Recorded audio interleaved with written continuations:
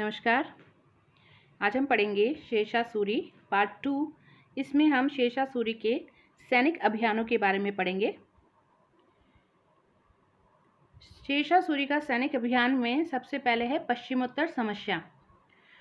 गख्खर तथा बलूच क्षेत्र था ये। इसके राज्यारोहण के बाद शेरशाह ने जो व्यवस्था स्थापित की उसके 4 उद्देश्य थे। एक तो उत्तर पश्चिमी सीमा क्षेत्र की ऐसी व्यवस्था करना जिससे मुगलों का हिंदुस्तान में प्रत्यावर्तन संभव नहीं हो सके। दूसरा, मुगलों और लोदियों के समस्त प्रदेश को अपने शासन के अंतर्गत लाना जिससे सूर्य साम्राज्य उससे कम नहीं हो, और ऐसी प्रशासनिक व्यवस्था स्थापित करना जिससे अफगान शक्ति दृढ़ हो और सूरी राज्य स्थायी हो सके। चौथा, जन कल्याण नीतियों द्वारा जनता की निष्ठा और समर्थन को प्राप्त करना।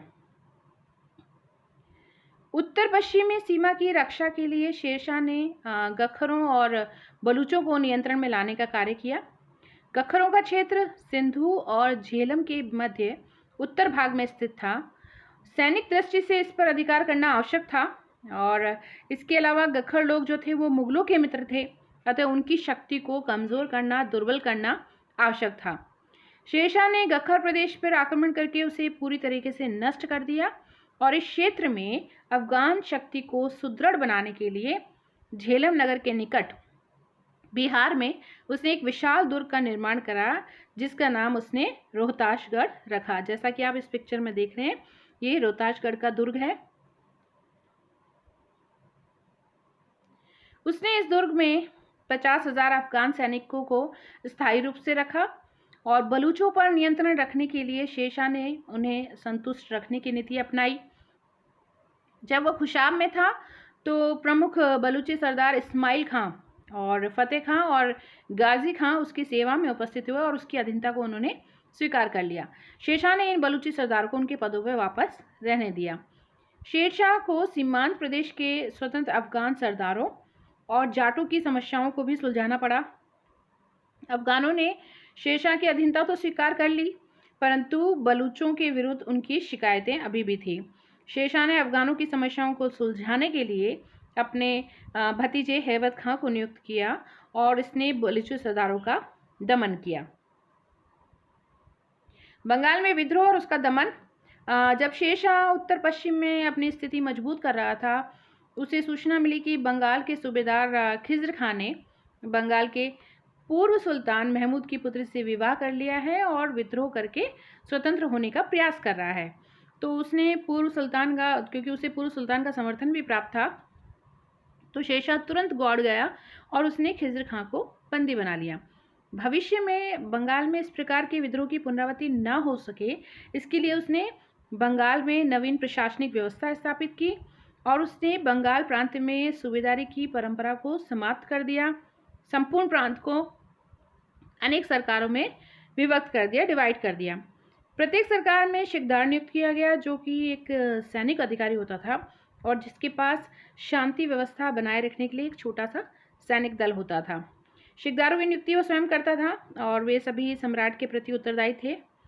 प्रांतों के शिकदारों के काम का निरीक्षण करने के लिए उसने एक और सैनिक अधिकारी रखा था, अमीर बंगाल, या उसे काजी फजीलत भी कहते थे।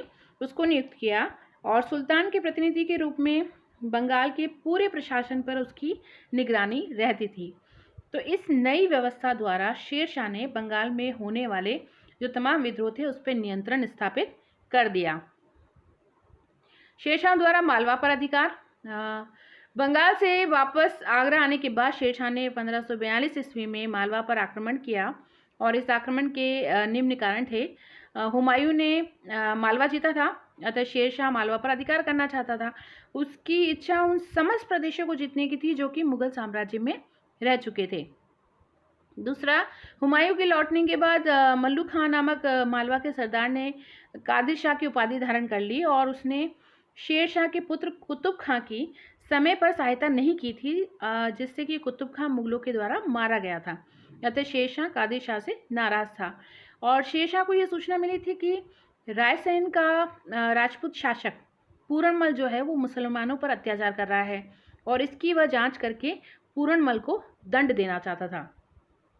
तो मालवा की ओर जाते हुए शेरशाह ग्वालियर रुका और यहाँ के मुगल किलेदार अबुल कासिम ने किला जो था वो शेरशाह को समर्पित कर दिया। शेरशाह ने फिर रामप्रसाद और सुजात खां को पूरनमल के पास भेजा। तो पूरनमल शेरशाह के सामने उपस्थित हुआ और उसकी अधीनता उसने स्वीकार कर ली। इसके बाद शेरशाह सारंगपुर पहुंचा, जहाँ कादिर शाह ने भी उसकी अधीनता स्वीकार कर ली। शेरशाह ने सुजात खां को मालवा का गवर्नर नियुक्त किया और कादिर शाह को लखनौती का गवर्नर नियुक्त करके आगरा पहुंच गया। रायसीन की विजय 1543 ईस्वी में शेरशाह रायसीन के अभियान पर निकला। अब्बास खां शरवानी ने लिखा है कि पूरनमल ने मुसलमान परिवारों का उत्पीड़न किया तथा चंदेरी पर अधिकार करके उसे अपनी शक्ति बढ़ा ली थी और अनेक हिंदू मुसलमान स्त्रियों को अपनी दासी बना लिया था। इसलिए शेरशाह ने रायसीन पहुंचकर पूरनमल को आदेश दिया कि वह दुर्ग खाली कर दे।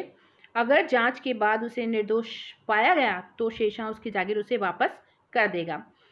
राजा के परिवार और उसके संबंधियों की सुरक्षा का आश्वासन भी दिया उसने।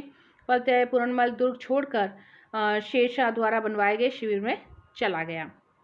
शेरशाह ने उसके साथ विश्वासघात किया और उस पर आक्रमण कर दिया। राजपूतों ने वीरता से अफगानों का सामना किया, परंतु युद्ध में वे सभी मारे गए।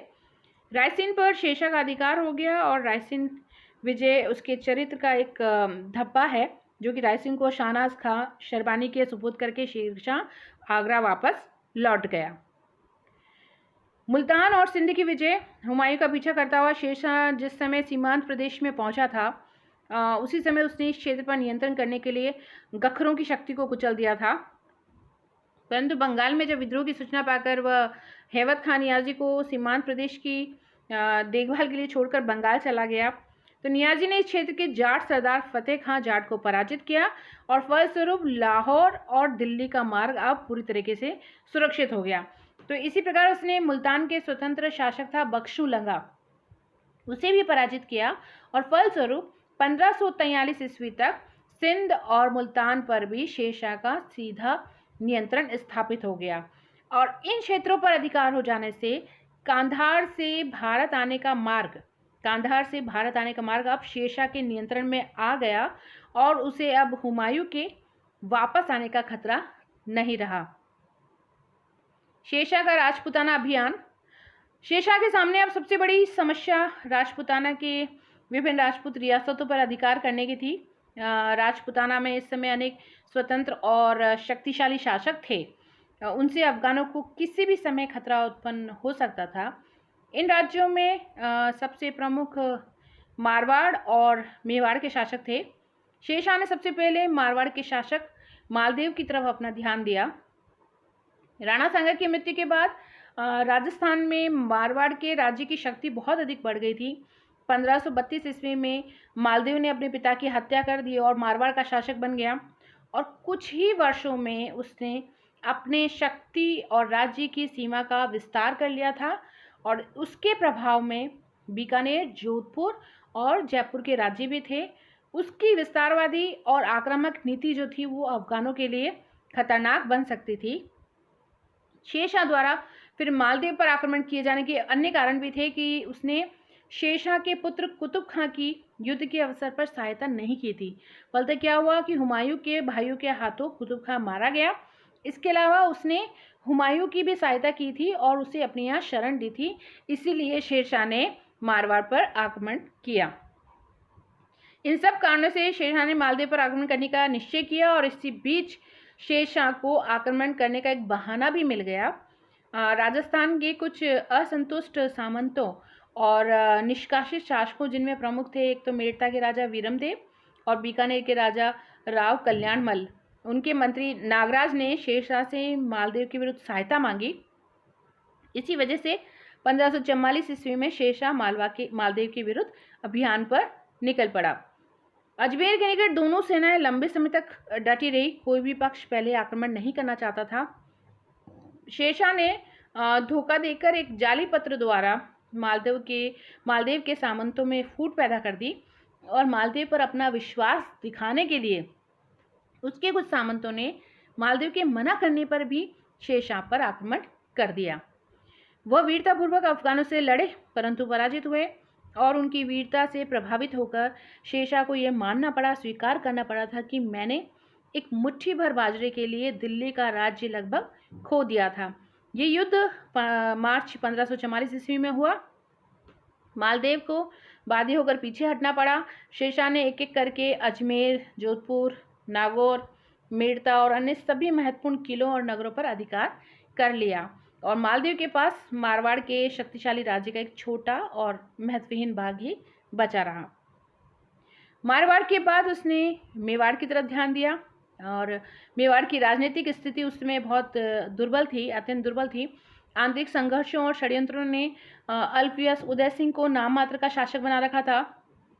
शेरशाह ने इस स्थिति का लाभ उठाया और जोधपुर से वह मेवाड़ की राजधानी चित्तौड़ पहुंचा। चित्तौड़ पहुंचने के बाद राजपूत अफगानों का मुकाबला करने की स्थिति में नहीं थे, इसलिए उन लोगों ने बिना युद्ध किए ही समर्पण कर दिया। शेरशाह ने राजपूत राज्यों के प्रति उदारतापूर्ण नीति अपनाई और उसने पराजित शासकों को अपदस्थ नहीं किया और उन्हें पुनः अपने राज्य में बना रहने दिया। उसने मेड़ता को बीरमदेव और बीकानेर को कल्याणमल को वापस सौंप दिया और इसके साथ साथ मेवात को केंद्र बनाकर राजस्थान में अफगान शक्ति की भी स्थापना की गई। तथापि क्या हुआ, शेरशाह की इस नीति से अफगानों को कोई स्थायी लाभ नहीं हुआ। शेरशाह की मृत्यु के साथ ही मालदेव और अन्य राजपूत शासक जो थे वो इस क्षेत्र में पुनः सक्रिय हो उठे। कालिंजर विजय और शेरशाह की मृत्यु 1545 ईस्वी में राजपुताना की विजय के बाद शेरशाह बुंदेलखंड के प्रसिद्ध कालिंजर दुर्ग को जीतने के लिए बुंदेलखंड आया और कालिंजर पर 1 वर्ष तक घेरा डाले रहा। अंत में शेरशाह ने दुर्ग की दीवार को बारूद से उड़ाने का आदेश दिया और इसके लिए एक ब्रिज का भी निर्माण किया गया। 22 मई 1545 ईस्वी को शेरशाह ने दुर्ग पर आक्रमण का आदेश दिया और स्वयं उसने आक्रमण का संचालन किया। इसी समय क्या हुआ कि गोला बारूद के ढेर में आग लग गई और आग लगने से भयंकर विस्फोट हुआ और शेरशाह पूरी तरीके से जख्मी हो गया, घायल हो गया। अफगान सैनिकों ने किले पर अधिकार कर लिया, लेकिन शेरशाह की बहुत अधिक जख्मी होने की वजह से मृत्यु हो गई और शेरशाह के साम्राज्य में अब असम, कश्मीर और गुजरात को छोड़कर समस्त उत्तरी भारत उसके अधिकार में था। असम, कश्मीर और गुजरात को छोड़कर समस्त उत्तरी भारत जो था वो शेरशाह के अधिकार में था। यानी पूर्व में सोनार गांव से लेकर पश्चिम में गखर प्रदेश तक और उत्तर में हिमालय से लेकर दक्षिण में विंध्याचल तक उसका साम्राज्य फैला हुआ था, शेरशाह का साम्राज्य फैला हुआ था।